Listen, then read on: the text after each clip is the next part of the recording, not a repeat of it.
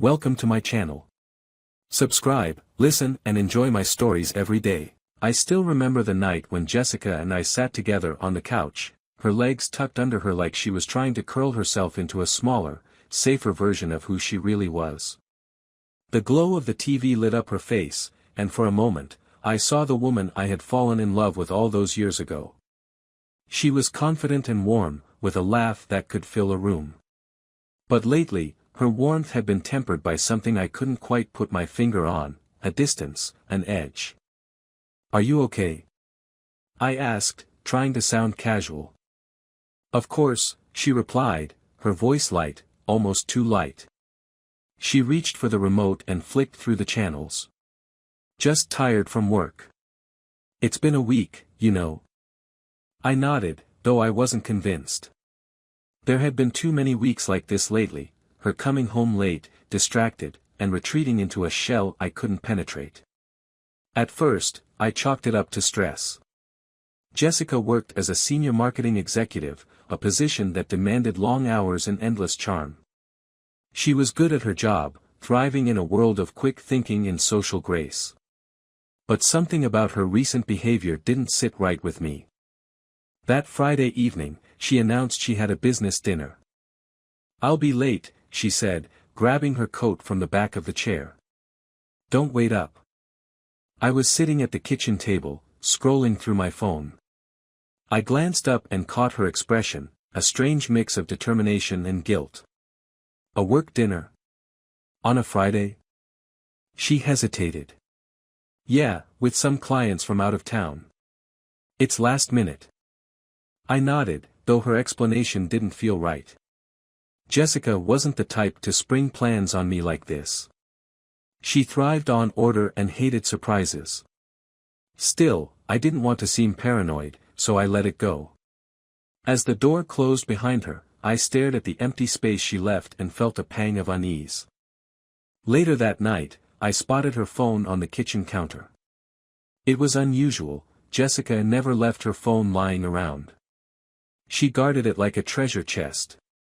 I wouldn't have paid it any attention if it hadn't lit up with a notification. "Can't wait for tonight, gorgeous," the message read. The sender was simply labeled as work. My stomach dropped. The words danced on the screen, taunting me. I picked up the phone, my heart racing, and stared at it like it held a bomb. My first instinct was to confront her immediately. But then a second thought crept in: what if I was wrong? What if this was some inside joke or a misunderstanding? Acting now could make things worse. I put the phone back down, exactly as I'd found it, and waited. Jessica didn't come home until well past midnight. I pretended to be asleep as she climbed into bed, the faint smell of wine clinging to her. Her absence had never felt so loud. The following morning, I acted normal. Over breakfast, I asked about her dinner. She smiled easily, too easily, and told me it had gone well. "Just the usual small talk," she said, sipping her coffee. "You know how these things are." I nodded, but her casual demeanor didn't soothe me. If anything, it made me more suspicious. That morning, as she left for yoga, I began digging. I started with her phone, but it was locked. I moved to her laptop, but she rarely used it at home. Finally, I went to our shared email account, the one we'd set up years ago for bills and vacation planning. There was nothing incriminating, but something didn't add up. Jessica had always been meticulous, a planner who left trails of spreadsheets and itineraries. If she'd had a last-minute dinner with clients, there should have been emails or calendar invites. But there was nothing. That's when I decided to go further. I called her office, pretending to be a colleague from IT. "Just a quick check for a travel audit," I said, keeping my tone light. "I need to confirm Jessica's recent work dinners and client meetings." The assistant hesitated. "Jessica hasn't had any off-site meetings recently," she said.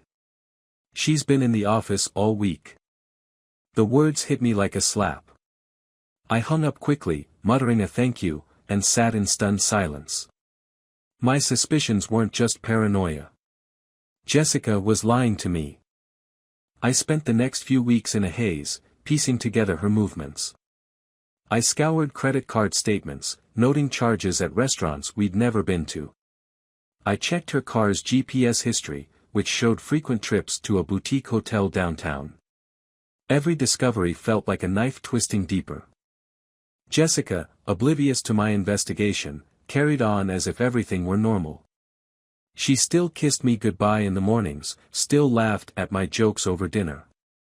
But every touch, every smile, felt like a performance. The final piece of the puzzle came one afternoon when I followed her. She had told me she was meeting a client for lunch, but instead, she drove to the boutique hotel.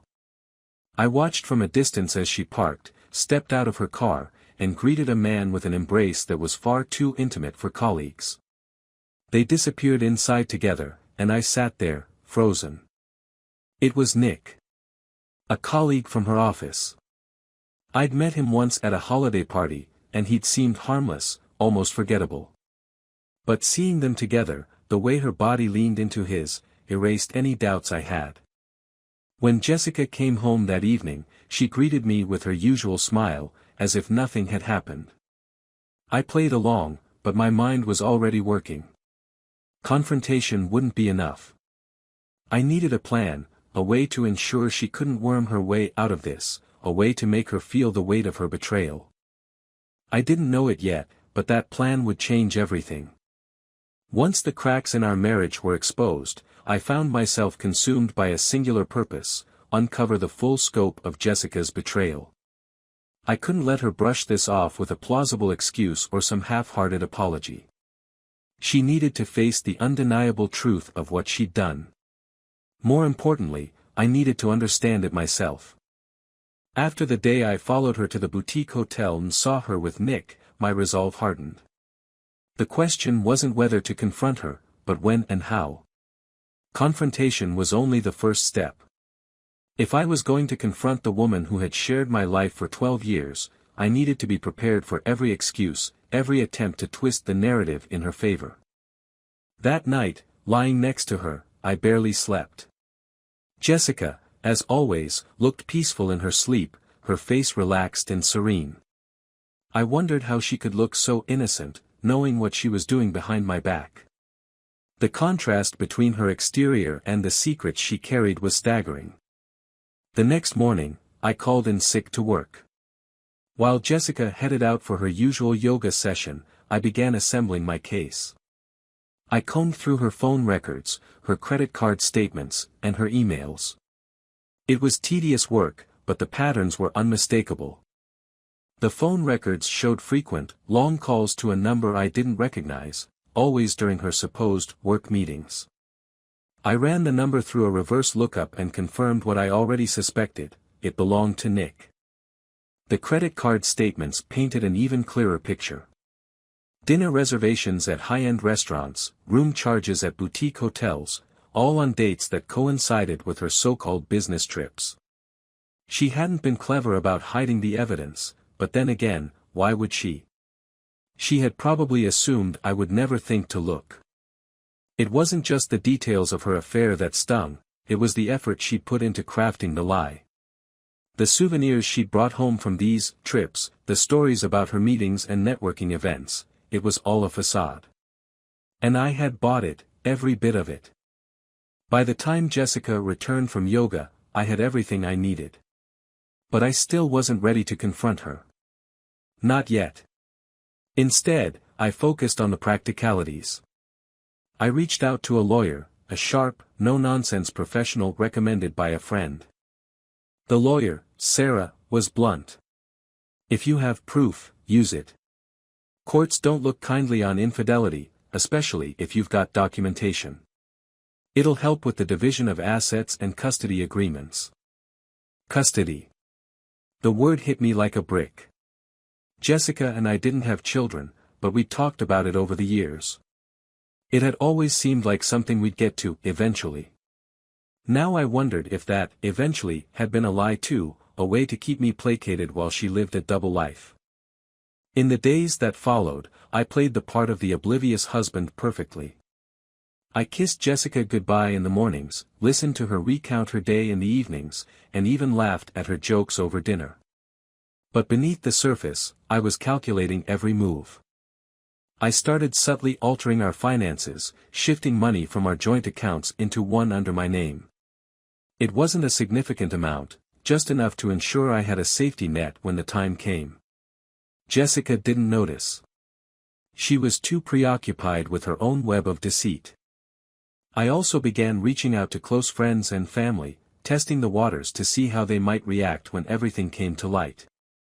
Most of them were supportive, though a few seemed hesitant to believe that Jessica, the charming, vibrant Jessica, could be capable of something so calculated. Then came the moment I'd been waiting for. Another business dinner, another late-night excuse. She kissed me goodbye at the door, her smile warm and inviting. "Don't wait up," she said, echoing the same line she'd used countless times before. As soon as she left, I followed. This time, I didn't hang back. I parked across the street from the restaurant where they were supposed to be having their dinner, and watched as she walked in. She met Nick near the entrance, her face lighting up in a way I hadn't seen in years. They didn't even bother pretending to be colleagues. Nick pulled her into an embrace, and she melted into him. My hands gripped the steering wheel tightly. I wanted to burst into the restaurant, to drag her out and demand an explanation. But I didn't. Not yet. I needed more. They didn't stay at the restaurant long. After barely an hour, they left together and drove to the boutique hotel. I followed at a distance, careful not to be noticed. As they checked in, laughing and holding hands, I snapped photos from my car. The final pieces of evidence fell into place. Driving home that night, I felt strangely calm. The anger that had been simmering beneath the surface for weeks seemed to dissipate, replaced by a cold clarity.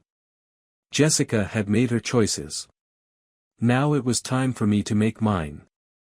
The next morning, I sat down at the kitchen table with my laptop and began drafting an email.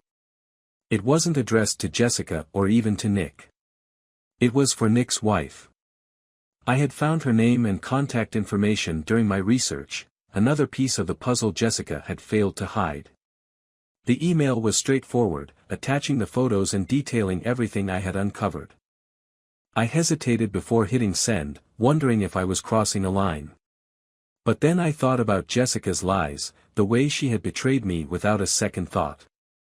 I clicked send and watched as the message disappeared into the void. Later that day, I received a reply. Nick's wife, Lisa, was devastated but grateful. She had suspected something was off but hadn't been able to prove it. Together, we devised a plan. If Jessica and Nick thought they could carry on without consequences, they were about to find out how wrong they were. The day I decided to confront Jessica began like any other. She was at the kitchen counter, her back to me as she prepared her usual smoothie. I stood in the doorway, watching her, wondering how someone who looked so familiar could feel like a stranger. She hummed a tune under her breath, completely unaware of the storm about to hit. "Jessica," I said, my voice steady. She turned, her expression bright. "Morning, honey. Want some breakfast?" "No," I stepped closer, the folder of evidence in my hand. "We need to talk." Her brow furrowed, and for a brief moment, I saw a flicker of fear in her eyes. But she quickly masked it with a smile. "What's wrong?" I placed the folder on the counter between us. "Open it." Her hands hesitated as they reached for the folder. "What is this?" "Just open it, Jessica." She flipped it open, and the color drained from her face as she sifted through the contents, photos of her and Nick at the hotel, credit card statements, phone logs. Each page was a silent accusation, a damning piece of evidence she couldn't refute. "I can explain," she stammered, her voice trembling. I leaned against the counter, crossing my arms. "Go ahead. Explain how you've been lying to me for months. Explain how all those work dinners were just excuses to sleep with Nick. It's not what it looks like, she said weakly, her eyes darting between the photos and my face. It wasn't serious. Not serious. I laughed bitterly. Jessica, you've been living a double life. Do you even hear yourself? Tears welled up in her eyes, and she reached for my hand, but I pulled away. Please, let me explain, she pleaded. It didn't mean anything. It was just. I don't know, a distraction. A distraction from what? From the life we built together. From the marriage you swore to honor. Her silence was deafening. She looked down at the photos, as if hoping they might disappear if she stared hard enough. I gave you everything, I said, my voice rising. I trusted you, Jessica. I defended you to everyone who doubted us. And this is how you repay me. I made a mistake, she whispered, tears streaming down her face. I was stupid, I know that now. Please, Mark, I don't want to lose you. I stared at her, the woman I had loved for over a decade, now reduced to a trembling, apologetic figure. A part of me wanted to believe her, to let her tears wash away the betrayal. But another part, the part that had spent weeks piecing together the truth, knew better. This isn't just a mistake, I said coldly. It's a choice. A series of choices you made every time you went to him. I let the silence hang between us, heavy and oppressive. Jessica finally broke it. What do you want me to do? She asked, her voice small. I want you to leave, I said. Her eyes widened in shock. What? You heard me. Pack your things and go. We're done. No, please, she cried, grabbing my arm. Don't do this, Mark. We can fix this. We can go to therapy, work through it. I shook her off, my voice firm. You've already broken this beyond repair. She sank to the floor, sobbing. I felt a pang of guilt watching her crumble, but I reminded myself of the betrayal, the lies, the nights spent alone wondering where she was. This wasn't my fault. It was hers. That evening, while Jessica packed her bags upstairs, I received a text from Lisa, Nick's wife. Everything is set. Let me know if you're ready. I replied, I'm ready.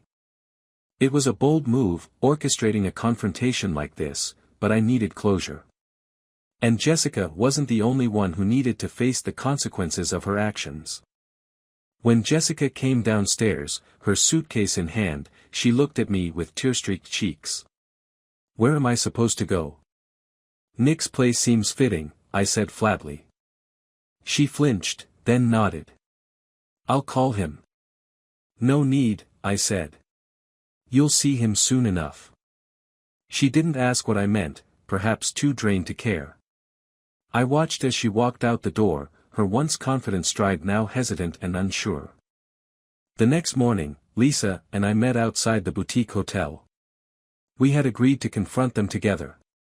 She was composed but visibly shaken. I could see the pain in her eyes, and it mirrored my own. You sure about this? She asked. Absolutely. We entered the hotel lobby, where Lisa had already confirmed their room number. The receptionist gave us a wary look but didn't interfere. We took the elevator up in silence, the tension between us palpable. When we reached the door, Lisa knocked. A moment later, it opened to reveal Nick, his hair tousled, a bathrobe loosely tied around him. His smile faded the instant he saw us. Lisa. Mark. What are you doing here? Enjoying your business trip? I asked, my tone dripping with sarcasm. Before he could respond, Jessica appeared behind him, her face paling when she saw us. Mark, she gasped. What are you doing here? I could ask you the same thing, I said. But I think the answer is obvious. Nick stepped forward, trying to shield Jessica. Look, this is none of your business. It became my business the moment you decided to destroy my marriage, I shot back. Lisa was calmer but no less cutting. Nick, you've lied to me for years. You've humiliated me, betrayed me. And for what? Her. Jessica looked at me, her eyes pleading. Mark, please, we can talk about this. There's nothing left to talk about, I said. You made your choices. Now you get to live with them. The confrontation ended with Jessica and Nick scrambling to explain themselves, but it was clear neither of them had anticipated being caught. As Lisa and I walked away, I felt a strange mix of emotions: anger, sadness, relief. It was over. The lies, the deceit, the charade of a happy marriage, it was all over. But in its place, something new was beginning. I didn't know what the future held, but for the first time in months, I felt free. In the weeks that followed the confrontation, life moved on, though it didn't feel like it. Jessica had moved out, and the house that once buzzed with life now echoed with silence. Her belongings were gone, leaving hollow spaces where our life together used to be. Friends and family reached out with support, but their reassurances felt distant, their words hollow. I threw myself into work, trying to drown the ache with numbers, meetings, and deadlines. The nights were the worst, quiet, endless stretches of time where my thoughts circled back to her, to what we had, to what she destroyed. Lisa kept in touch for a while. She shared updates on her own divorce proceedings and thanked me for helping her find the truth. But as time passed, her texts grew less frequent, her calls fewer. I didn't blame her. We were both trying to heal in our own ways, and neither of us could do that by clinging to the wreckage. One evening, as I sat alone on the couch, scrolling aimlessly through my phone, a message appeared. It was from Jessica. Can we talk? Please. I stared at the screen for what felt like hours, my mind warring with itself. Against my better judgment, I typed a reply. What is there to talk about? Her response came almost immediately. I just need to see you. Just once. I knew it was a bad idea, but some part of me, a part one wasn't proud of, wanted to see her too. Maybe I needed closure. Maybe I needed to see for myself that she was suffering as much as I was. We agreed to meet at a small cafe we used to frequent. When I arrived, she was already there, sitting at a corner table, her hands wrapped around a mug of coffee. She looked tired, older somehow, as if the weight of her choices had aged her. Thanks for coming, she said softly as I sat across from her. I didn't reply, waiting for her to explain herself. She fidgeted with the edge of a napkin, her eyes avoiding mine. I needed to tell you that I'm sorry, she began. Not just for the affair, but for everything. For how I treated you, for taking you for granted. You didn't deserve that. Her words hung in the air, but they didn't bring the comfort I thought they might. Why now? I asked. Why say this now? She hesitated, then reached into her bag and pulled out a small envelope. I wanted you to have this, she said, sliding it across the table. I opened it and found a handwritten letter inside. The words blurred together as I scanned the page, but one sentence stood out: I'm not well. What does this mean? I asked, my voice sharper than I intended. She looked down, her hands trembling. I went to the doctor a few weeks ago. They found something: cancer. It's advanced. My chest tightened. Jessica, I didn't tell you to get sympathy, she interrupted, her voice firm despite the tears brimming in her eyes. I told you because you deserve to know. I know I can't undo what I've done, but I wanted to try, to make things right before it's too late. I sat there, stunned. Of all the endings I had imagined, this wasn't one of them. What do you want from me? I asked, my voice barely above a whisper. Nothing, she said. I'm not asking for anything. I just wanted to apologize. To tell you that I loved you. Even when I didn't show it, even when I messed everything up. I loved you, Mark. I still do. Her words cut deeper than any betrayal ever could. I wanted to be angry, to hold on to the rage that had fueled me for so long. But looking at her, broken and vulnerable, I felt that anger slip away, replaced by something else. Something closer to grief. The weeks that followed were a blur. Jessica began treatment, but the prognosis was grim. Despite everything, I found myself drawn back into her life, offering support in ways I never thought I would. I drove her to appointments, sat with her during treatments, and listened when she needed to talk. It wasn't forgiveness, not entirely. But it was something. A shared understanding that, for all the pain and betrayal, we had once been each other's everything. As her condition worsened, she moved into a hospice. I visited every day, bringing books, flowers, anything to make the sterile room feel less cold. We talked about the good times, the trips we'd taken, the dreams we'd shared. And slowly, I began to see glimpses of the woman I had fallen in love with, buried beneath the mistakes and regrets. One evening, as the sun set outside her window, she reached for my hand. Her grip was weak, but her gaze was steady. "Thank you," she whispered. "For being here. For not giving up on me completely." I nodded, unable to find the words. She smiled faintly, her eyes drifting closed. "I'm sorry for everything," she murmured. "But I'm glad I got to see you, one last time." And then she was gone. In the weeks after her death, I found myself grappling with emotions I couldn't name. There was sorrow, yes, but also a strange sense of peace. Jessica's betrayal had shattered our marriage, but in her final days, we had managed to find a sliver of the connection we'd once shared. Life went on. The house was still quiet, but now it felt less empty. I carried Jessica's letter with me everywhere, her words a reminder of the fragility of life, the complexity of love, and the power of forgiveness, even when it came too late.